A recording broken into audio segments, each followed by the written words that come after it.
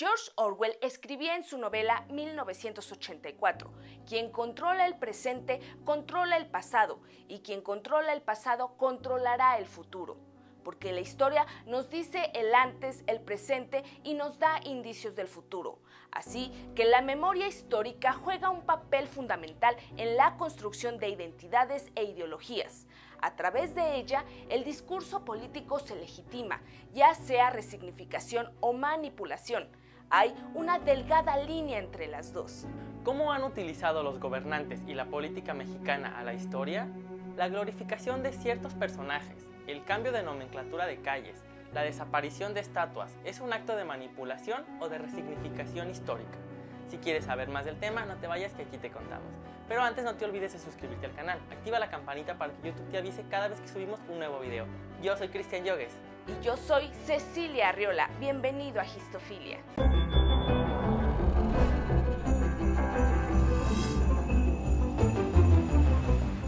El uso de la historia para legitimar el presente o el poder que gobierna ha sido utilizado de diversas formas, ya sea con el cambio de la nomenclatura o ensalzando ciertos sucesos o héroes patrios. Cada día festivo nacional, cada nombre de calle o monumento son parte de una interpretación de la historia. Vienen de una selección de ciertos sucesos históricos y personajes. Unos se destacan y se convierten en próceres y otros desaparecen en el anonimato de los años. Así que estos no son fieles testigos de nuestro pasado. Muchas de las veces son manipulación política de la historia, que busca en la disciplina la legitimación y la justificación de sus actos políticos. Y entonces se reescribe la historia, se destruye y descalifica todo lo que no concuerde con lo que se quiere establecer. Se cambian fechas, se idealizan personajes y se atacan a otros. En esta construcción histórica podemos encontrar también la resignificación. Esta se presenta a la luz de nuevas perspectivas o formas de pensamiento que dota de un nuevo significado a los sucesos históricos, para construir una nueva forma de identificarse con ellos. La manipulación como tal se entiende como un abuso de poder por ciertos grupos que tienen acceso preferente al discurso público, a través de prácticas comunicativas, ya sea orales o escritas. Se ejerce control sobre otras personas. Es una forma ilegítima por medio del discurso. En nuestro país, los primeros casos de manipulación de la historia que se tiene registrado la encontramos en los antiguos mexicas, en la construcción del mito fundacional de la Gran Tenochtitlan, que relata la peregrinación de los aztecas, así llamados porque provenían de Aztlán. Dicha peregrinación duró más de 2 siglos. Comenzó en el año 1116. Pasaron por varios lugares antes de llegar al lugar de la fundación de Tenochtitlan en 1325, un lugar inhóspito, difícil para la vida humana, que estaba rodeado de 2 lagos. Uno de ellos salado, el de Texcoco, y el de Xochimilco, con agua dulce pero no para consumo humano. Sin embargo, el mito dice que esa fue la tierra prometida, donde se vio la señal del águila devorando una serpiente parada sobre un nopal de Huitzilopochtli. Una vez asentados, se funda la ciudad. Como se sabe, el islote donde se asientan pertenecía a los de Azcapotzalco y durante muchos años fueron tributarios de ellos, hasta el reinado del Tlatoani Izcoatl, serpiente de pedernal, del año 1427 al año 1440, que los enfrentaron y lograron quitarse el yugo de Azcapotzalco. El acto de manipulación de la historia surge en estos años. Por órdenes de Izcoatl y Tlacael, se ordena la quema de códices antiguos que narraban los avatares de la peregrinación de los mexicas y sus años bajo el yugo de los de Azcapotzalco, para que nadie recordara el pasado de un pueblo perseguido y humillado, y asimismo tuvo mucho que ver con el enaltecimiento de Huitzilopochtli, hasta hacer de él la deidad suprema de los mexicas, pues en este periodo había un proyecto político de construcción de un imperio que se construye su propia historia oficial. Dato histofílico: Izcoatl fue el primer huaytlatoani absoluto de Tenochtitlan. En sus años de gobierno se construyó la primera y principal calzada, la de Tacuba, hoy la calle más antigua de América. Mucho tiempo después, durante el periodo posterior a la invasión estadounidense, el país quedó sumamente lastimado. La derrota había penetrado el ánimo de los mexicanos. Se dice que nadie quería hablar de ello. Un cadete que había sobrevivido al ataque en Chapultepec, Miguel Miramón, fue de los pocos en recordar de manera pública la defensa de los cadetes militares. Posteriormente, veteranos del Colegio Militar formaron una asociación que dignificaba a los caídos ese 13 de septiembre de 1847. Así, de esta manera comienza a gestarse el relato de la historia de los niños héroes. En ello contribuyeron muchos, como el litógrafo Santiago Hernández en 1871, creando los retratos de los cadetes que pasarían a la historia. En ese mismo año se da el primer festejo oficial. Había probablemente una necesidad de darle una vuelta a los trágicos y desmoralizantes sucesos. Por ello, el discurso nacional se enfocó en el relato de la hazaña. En 1882, el presidente Manuel González donó una lápida como parte de lo que hoy es el monumento del obelisco de los niños héroes, y a partir de ello, cada 13 de septiembre se hizo oficial pasar lista de aquellos que habían muerto por la patria. Pero la construcción del mito de los niños héroes no acabó ahí. En los años 40, en el gobierno de Miguel Alemán, se utilizó esta festividad para afianzar su legitimidad y casualmente en el año 1947, a 100 años de la fecha de la defensa de Chapultepec, se encontraron las osamentas de los niños héroes, en medio de muchas dudas. Si quieres saber más de este tema, te dejaremos como recomendación un video anterior. En este caso específico, podríamos hablar quizás en sus inicios de resignificación del pasado, en aras de levantar el ánimo del país y crear identidad entre la sociedad mexicana que se enfrentó al enemigo extranjero, dividido, que posteriormente tuvo un uso político para la legitimación del poder. Siguiendo nuestro relato, en la época de los gobiernos postrevolucionarios, aparte de lo anteriormente mencionado de la construcción del mito de los niños héroes, hubo otras acciones que dan la pauta de entenderlas como manipulación de la historia por parte del Estado.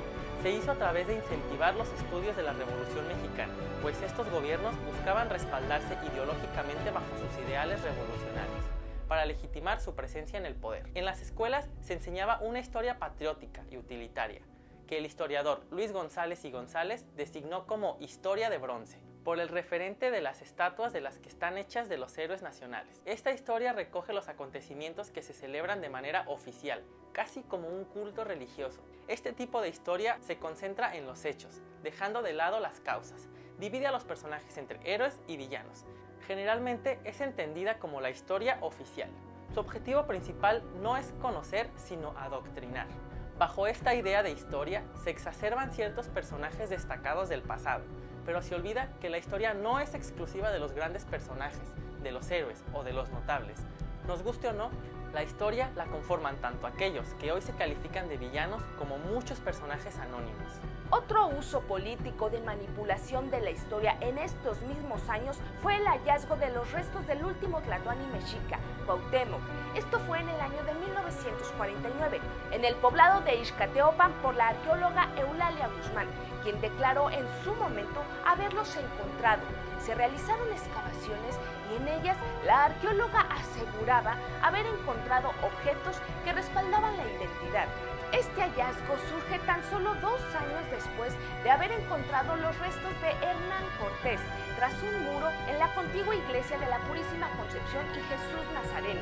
Al momento de ser publicado el descubrimiento, surgían opiniones negativas, se revivió un antiguo odio hacia los restos del conquistador. Entonces se volvieron a poner en el muro que los había ocultado por tanto tiempo, donde yacen de manera casi desconocida.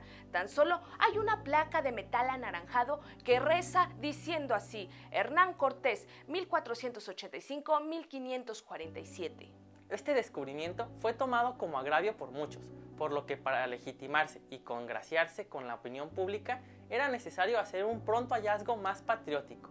Es por ello por lo que, pese a que las investigaciones hechas por Eulalia Guzmán alrededor de lo que se ansiaba fueran los restos óseos de Cuauhtémoc, fueron muy criticadas por su falta de rigor científico y veracidad histórica. Se anunció como un gran descubrimiento. Hubo varias comisiones para analizar dicho hallazgo por cerca de 30 años. Al final, en 1976, la comisión recibió mucha presión para que se autentificaran los restos, pero su conclusión fue inapelable, y tras el análisis del material óseo, los objetos y la misma tumba, se encontró que no había bases científicas para afirmar que los restos encontrados en 1949 en la iglesia de Santa María de la Asunción, Ixcateopan, Guerrero, pertenecieran a Cuauhtémoc. Sin embargo, podemos encontrar ejemplos de resignificación de la historia, es decir, cuando se considera a personajes y acciones omitidas o no tomadas en cuenta que tuvieron gran relevancia y que fueron sistemáticamente enterradas en los años, como las mujeres en la historia mexicana. Esto se hace palpable desde el olvido a las mujeres insurgentes, como el resurgimiento de Leona Vicario, que se unió a la rebelión y dispuso gran parte de su fortuna para la causa independentista. Apoyó la comunicación entre los insurgentes, facilitándoles la correspondencia de cartas y evitar cayeran en manos equivocadas, razón por la cual fue apresada en el Colegio de Belén, del cual logró escapar, pero durante su encierro no reveló ninguna información insurgente. Del mismo modo, podemos mencionar a las mujeres revolucionarias, que sobreviven en la historia bajo el nombre genérico de Adelitas, pero ¿cuánta historia se desconoce tras los personajes que han sido omitidos por esa historia de bronce? El caso de cambio de nomenclatura del camino de Pedro de Alvarado hace referencia a toda una cadena de acontecimientos que comienzan con la matanza del Templo Mayor, suceso acaecido durante la conquista española, cuando Hernán Cortés dejaba Tenochtitlan para acudir a Veracruz, donde se encontraba Pánfilo de Narváez, con toda una flota enviada por el gobernador de Cuba, Diego de Velázquez, con la orden de llevarse preso a Cortés. De este modo, la ciudad de Tenochtitlan y el cautiverio de Moctezuma quedó a cargo del capitán Pedro de Alvarado. Durante esos días, los mexicas festejaban la fiesta de Toxcatl, que según Fraile Bernardino de Sahagún, era una de las fiestas principales, como una Pascua que se hacía días después de la fecha de Pascua. En ella se hacían figuras de Huitzilopochtli, se ayunaba por 20 días, se le daban ofrendas, se hacía la danza del culebreo, la cual era hallada por los grandes capitanes mexicas, acompañada de cantos. Así que los mexicas deseaban realizar la fiesta según era la costumbre y piden permiso para hacerla. Pero en el momento más álgido de la fiesta, los españoles entran al patio sagrado y atacan a los presentes. Tras ese ataque viene una batalla en la que los mexicas sitian a los españoles en la Casa Real, donde se les negaban los víveres esperando que perecieran de hambre, y los sobrevivientes se esconden. Cuando llega Cortés, victorioso del enfrentamiento con Narváez, las calles estaban desoladas, nadie lo recibió y se entera de las acciones de Pedro de Alvarado. Entonces, Cortés, sus capitanes y sus aliados deciden en medio de la noche del 30 de junio de 1520 huir por la calzada de México-Tacuba para abandonar la ciudad. En la huida, los españoles iban cargados de los presentes que se les habían otorgado, especialmente de oro. En una parte de la laguna que está enfrente de una ermita que ahora es la iglesia de San Hipólito, el paso se hacía imposible y se dice que Pedro de Alvarado dio su famoso salto clavando la lanza para pasar. Esto es lo que le dio nombre a este lugar. Esta derrota española y su huida por muchos años se le conoció como la Noche Triste, que se refiere al abandono de Tenochtitlan, donde son vencidos los españoles, pero también de sus aliados tlaxcaltecas, totonacos y habitantes de Cholula. Hoy, esta avenida cambia de nombre por México Tenochtitlan para reivindicar la lucha de los mexicas, sin brindar honor a los españoles, en especial a Pedro Alvarado. Así, también se cambia la nomenclatura del lugar conocido como el Árbol de la Noche Triste, un agüehuete donde se dice que Cortés rompió en llanto por su derrota ante los mexicas. El cambio de la nomenclatura de las calles no es algo nuevo, van y vienen con los cambios de gobierno, porque la nomenclatura es un discurso político que va a ser susceptible de cambiar según los intereses de los dirigentes, de los protagonistas de un determinado periodo histórico. Aquí la pregunta es, ¿este cambio de nomenclatura ayudará a las futuras generaciones a conocer su historia? Las opiniones son diversas. Especialistas apoyan o descalifican estos cambios. El doctor Leonardo López Luján, especialista en la investigación y la historia del Templo Mayor, dice: se trata de una típica expresión de la llamada historia de bronce, de la historia oficial, una historia que no tiene que ver con la ciencia, sino con la política del momento. Javier García Diego, historiador e integrante del Colegio Nacional, se posicionó a favor del cambio diciendo: siempre me pregunté, ¿noche triste para quién? Pedro de Alvarado siempre me pareció siniestro.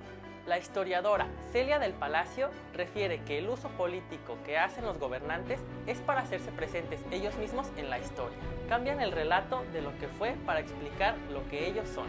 Me parece lamentable porque ahora, en esa historia de bronce a la que estamos tan acostumbrados, está bien, borramos a los españoles, pero glorificamos a los mexicas, que también tenían sus horrores. Ahora bien, se pretende borrar a los españoles, y si bien no somos españoles, tampoco somos mexicas. Pero hay que recordar que Tenochtitlan no es México.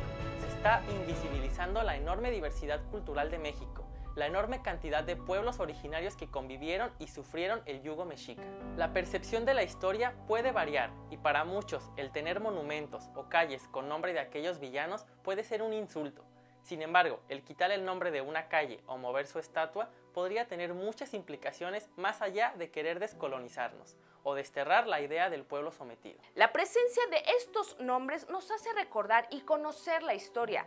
El omitirlos podría ser un recorte a la misma, para ver solo lo bueno o recordar las victorias. Y en la historia hay tanto tragedias como éxitos, y de ambos se aprende. Ahora te toca a ti. Reflexionemos. ¿Qué te han parecido estos cambios en la nomenclatura? ¿Te pronuncias a favor o en contra? ¿Crees que nos hablarán de nuestra historia? ¿Te parece una manipulación o una resignificación de la historia? Y si el tema te ha gustado, sigue buscando historias, porque la curiosidad no acabó con el gato. Lo hizo más sabio. Vuelve a Histofilia y no te pierdas el siguiente video. Suscríbete al canal, comparte con tus amigos y sigamos viajando juntos por la historia.